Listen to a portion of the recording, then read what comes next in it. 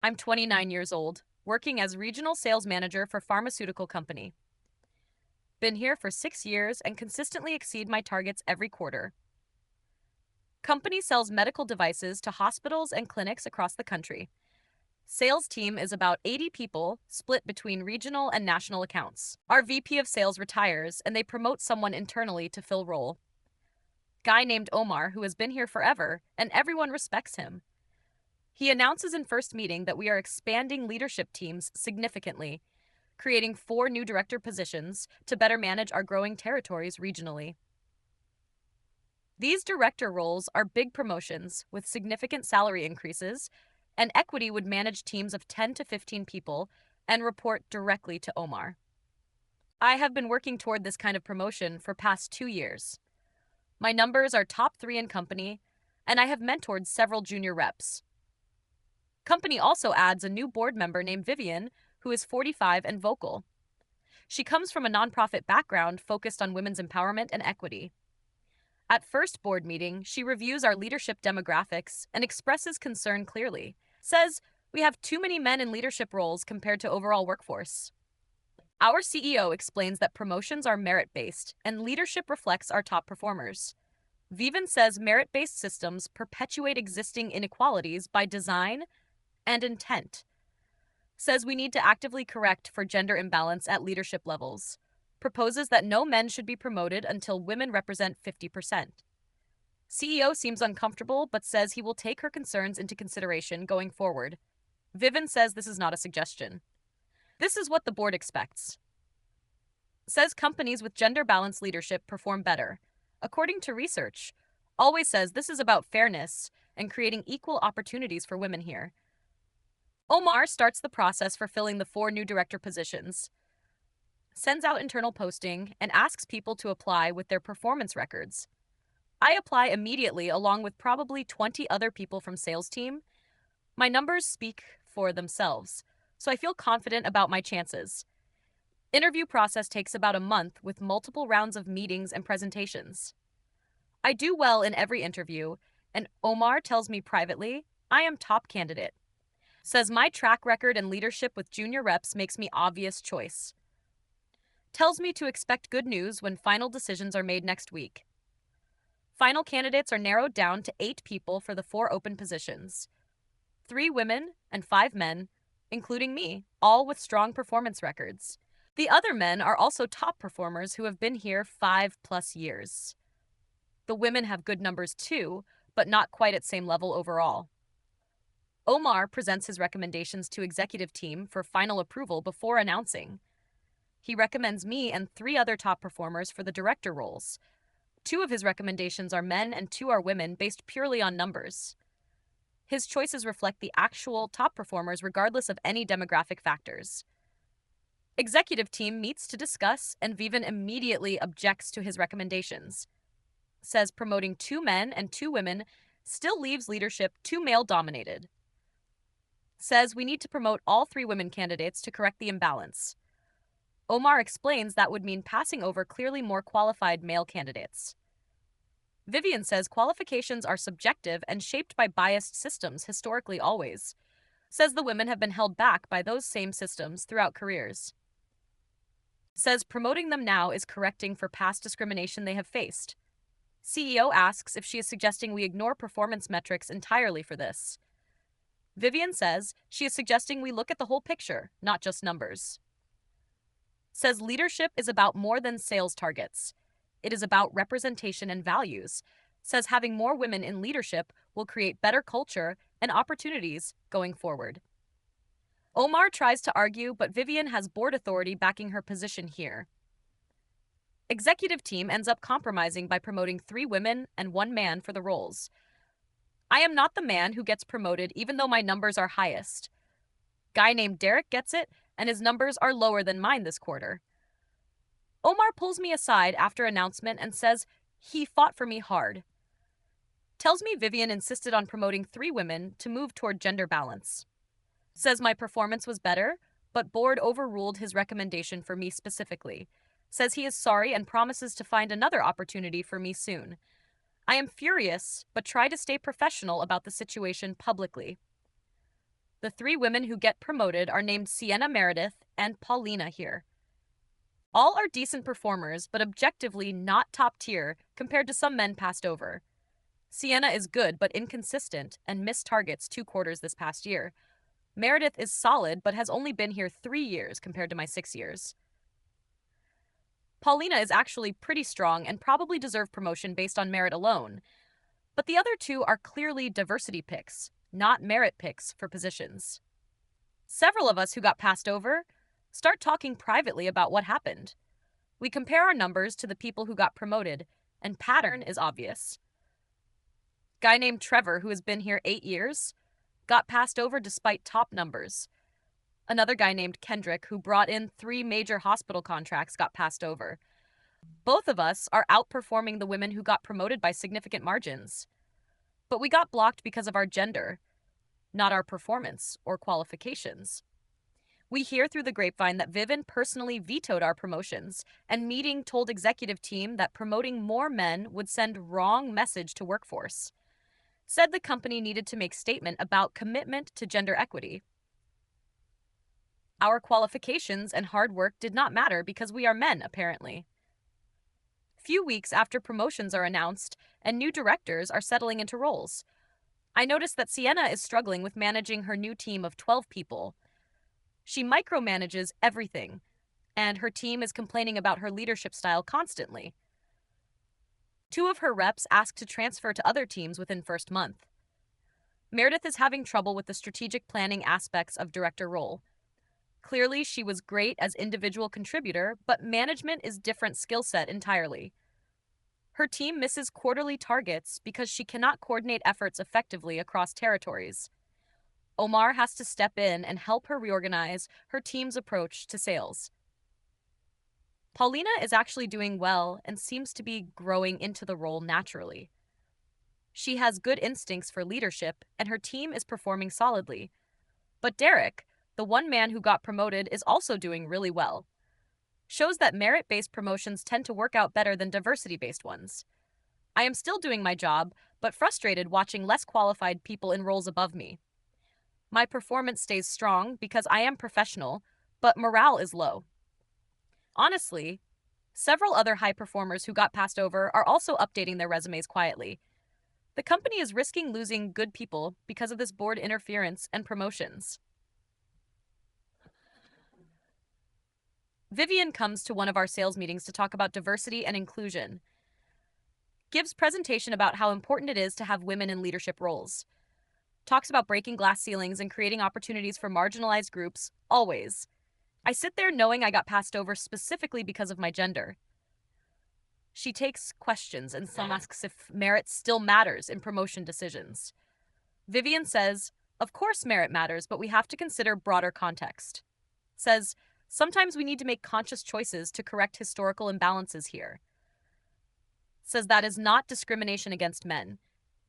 It is equity for women overall. I raise my hand and ask if passing over higher performers based on gender is legal. Vivian looks annoyed and says no one was passed over based on gender only. Says all promoted candidates were qualified and decisions considered many factors beyond numbers. I do not push further, but we both know that is not true at all. After meeting, Trevor pulls me aside and says he talked to an employment lawyer. Lawyer said, "What company did? Sounds like potential gender discrimination case. Clearly says, if we can prove men were blocked from promotions because of gender, we have claim."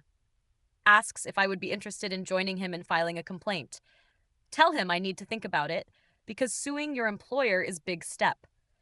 He says he understands, but company cannot get away with this kind of discrimination.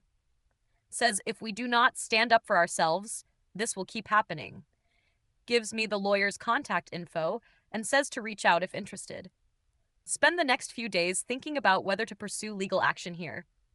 On one hand, I do not want to be guy who sues company over promotion. On other hand, what they did was wrong, and I have clear evidence. My numbers were objectively better than people who got promoted over me. Talked to my wife about it, and she says I should at least consult lawyer. Says if I have a case, I should pursue it because discrimination is discrimination. Says does not matter if discrimination is against men, it is still illegal. She is right. And I decide to call the lawyer Trevor recommended. Meet with lawyer named Patricia, who specializes in employment discrimination cases here. Show her all my performance reviews and sales numbers compared to promoted employees. Show her emails and documents proving I was top candidate before board got involved. She reviews everything carefully and says, I definitely have a case worth pursuing. She explains that Title VII prohibits discrimination based on sex, including against men. Says companies cannot pass over qualified candidates because of their gender regardless. Says even if company claims it is for diversity purposes, it is still illegal discrimination. Asks if I know of other men who were similarly passed over for women. Tell her about Trevor and Kendrick, who both got blocked despite strong performance. She says multiple plaintiffs would strengthen the case significantly against company here. Says it shows pattern of discrimination, not just one isolated incident or decision. Asks if I am willing to go forward knowing it will be difficult in public. Tell her yes, because what company did was wrong and needs consequences. She says she will reach out to Trevor and Kendrick to see if interested. Says she will file EEOC complaint first before potential lawsuit down the road. Warns me that company will likely retaliate in subtle ways, so document everything. Few weeks later, Trevor, Kendrick, and I all filed joint EEOC complaint against company. Complaint alleges gender discrimination and promotion decisions based on protected class status. Includes all our performance data showing we outperform people who got promoted. Cites Vevin's statements about not promoting more men as evidence of discriminatory intent. Company gets notified of complaint and immediately goes into defensive mode here. HR starts investigating and interviewing everyone involved in promotion process thoroughly. Vivin releases statements saying complaint is baseless and promotions were merit-based. Says she is disappointed that some employees are trying to undermine diversity efforts. Omar gets pulled into meetings with legal team and HR about his recommendations. He tells them honestly that he recommended us, but board overruled him for diversity. His testimony supports our case that we were blocked specifically because of gender. Company realizes they have a problem and starts trying to settle quietly. Their lawyers reach out to our lawyer offering settlement and asking our terms. Patricia says they want this to go away before discovery reveals more evidence. Says we have them on the ropes because Omar's testimony proves discrimination clearly. Asks what outcome we want beyond just money from settlement offer. Tell her I want the promotions I earned, and I want policy change going forward. Want acknowledgement that what they did was wrong, and assurance it will not happen again. Trevor and Kendrick feel the same way about wanting actual change, not just payout. Patricia says those demands might be harder to get than just money settlement. She goes back to company with our demands, and they reject them initially. Say they cannot give us promotions now because positions are filled already. Say they cannot admit wrongdoing because it would expose them to more liability. Say they can offer substantial financial settlement, but that is all legally. We reject their offer and tell Patricia to move forward with lawsuit. Complaint gets filed in federal court alleging gender discrimination under Title VII. Clearly, local news picks up the story because gender discrimination against men is unusual angle. Headlines say men sue pharmaceutical company for blocking promotions to favor women. Story goes viral on social media and company is getting roasted in comments. People are pointing out that discrimination is wrong regardless of who it targets. Feminists are divided with some saying men cannot experience discrimination at all. Others saying equality means equal treatment and company was clearly wrong here. Vivin does interview with business publication defending company's diversity initiative strongly. Says the lawsuit is example of fragile masculinity and resistance to progress. Says men who sue over not getting promotions are threatened by women's advancement. Says this is exactly why we need more women in leadership to change culture. Her comments get added to our lawsuit as further evidence of discriminatory animus. Our lawyer says Vivian keeps making our case stronger with every statement she makes. Says juries do not like when companies admit they treated people differently based on sex. Says her public statements about men needing to step back prove our case perfectly. Company realizes Vivian is liability and asks her to stop doing interviews immediately. But damage is done and her statements are all on record now as evidence. She posts on social media that she is being silenced for speaking truth, continues to dig hole deeper for company's legal defense with every post. Discovery process begins and we get access to internal emails and meeting notes. Find email from Vivian to CEO explicitly saying no more men until we hit 50% women. Find board meeting minutes where she said qualified men need to step aside for women. Find text messages between executives discussing how to justify passing us over for diversity. Our lawyer is thrilled because evidence is even stronger than we thought initially. Says these documents prove intentional discrimination beyond any reasonable doubt here. Says company will almost certainly settle now rather than let this go to trial. Says we have all the leverage and can push for our original demands again. Company comes back with new settlement offer, including promotions and policy changes. They agree to create 3 new director positions immediately and promote us into them. They agree to revise promotion policy to be strictly merit-based going forward. They agree to pay our legal fees and compensatory damages for discrimination. Only thing they will not do is admit fault or force Vevin off the board. Say those are non-negotiable, because admitting fault opens them to more lawsuits. Say Vivian has support from other board members who believe in diversity mission. We talk it over and decide to accept settlement with those terms included. Settlement gets finalized, and we all get promoted to director roles. Finally, company announces they are creating new positions to expand leadership capacity. Does not mention the lawsuit or settlement in their announcement to employees, but everyone knows what really happened because news coverage was extensive everywhere. Vivian releases statement saying she is glad company is creating more opportunities, frames it as victory for her diversity advocacy that we are now getting promoted, completely ignores that we had to sue to get what we earned on merit, rewrites narrative to make herself look good instead of admitting she was wrong. First day in my new director role, and it feels bittersweet, honestly. I earned this position years ago, but had to fight legal battle to get it. Several coworkers congratulate me, but some give me cold shoulder because of lawsuit.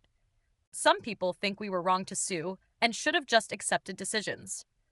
Sienna, who got promoted over me, is now my peer in leadership meetings. She barely speaks to me and clearly resents that I sued company over her promotion. But her team is still struggling, and Omar is losing patience with her performance. Heard he is considering moving her back to individual contributor roles soon. Trevor and Kendrick are also in their new director roles and doing well. Our teams are performing at high level because we actually earned these positions. We prove every day that we were the right choices for promotion from start. The women who got promoted for diversity mostly are not performing as well. Few months into new role in company is dealing with fallout from lawsuits. Still, several more men have come forward saying they were also passed over for diversity. HR is investigating all recent promotion decisions to make sure no discrimination occurred. Vivian is being advised by legal team to step back from personnel decisions going forward. She is furious about being sidelined and posts about it on social media regularly. Says the patriarchy is fighting back against progress and trying to silence her. Says men cannot handle women having power and will sue rather than compete. Completely ignores that we competed and won, but she blocked us illegally 6 months after settlement, and Vivian resigns from board after pressure from investors. They are tired of her creating legal liability for company with her statements. Her departure is framed as pursuing other opportunities, but everyone knows truth. She immediately goes back to nonprofit world where she can push ideology without legal consequences. She does podcast interview about her experience and still claims she did nothing wrong. Says the company abandoned their diversity commitment under pressure from lawsuit. Says she was forced out for standing up for women and equity. Takes zero responsibility for discrimination or legal mess she created for company. I listen to interview and shake my head at her complete lack of self-awareness. She destroyed people's careers, including mine, for ideology and will not admit it.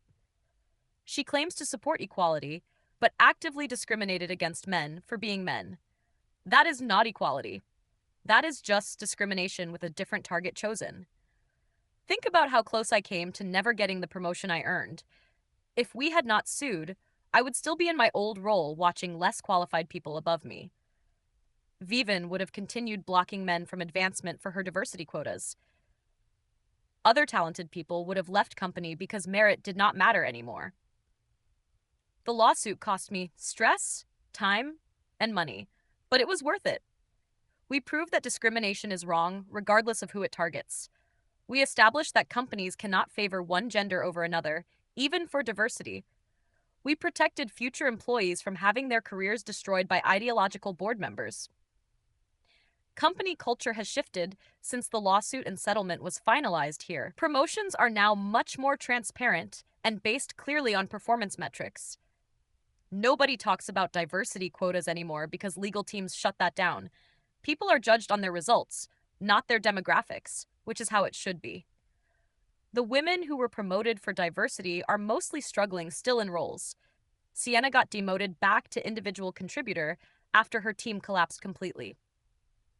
Meredith is on performance improvement plan because her numbers are consistently low. Only Paulina is thriving because she actually had the skills for leadership role. This proves that diversity without merit helps nobody in the long run. Puts unqualified people in positions they are not ready for, which hurts them.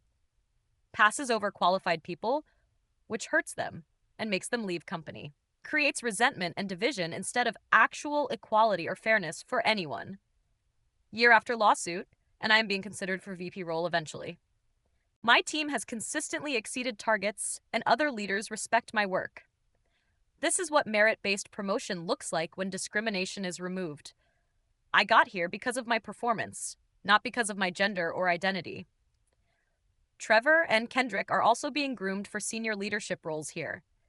Company learned their lesson about blocking talent for ideological reasons. Finally, our lawsuit saved the company from destroying itself with bad diversity policies. We did them a favor, even though they fought us every step of flexity. Vivian is now consultant helping other companies implement diversity programs. Apparently, wonder how many of them will end up getting sued like our company did. She learned nothing from experience and will repeat same mistakes elsewhere. Some people never learn. They just find new places to cause same problems. Sometimes blocking promotions for diversity creates discrimination, not equality at all. Sometimes the people screaming about equity are the ones treating people most unfairly. Sometimes you have to sue to get what you earned because ideology overrides merit. And sometimes a board member's crusade gets wrecked when lawyers show up with evidence. If this confession kept you hooked, make sure to subscribe, like, and share. We share powerful true stories every day that explore the complex realities of life.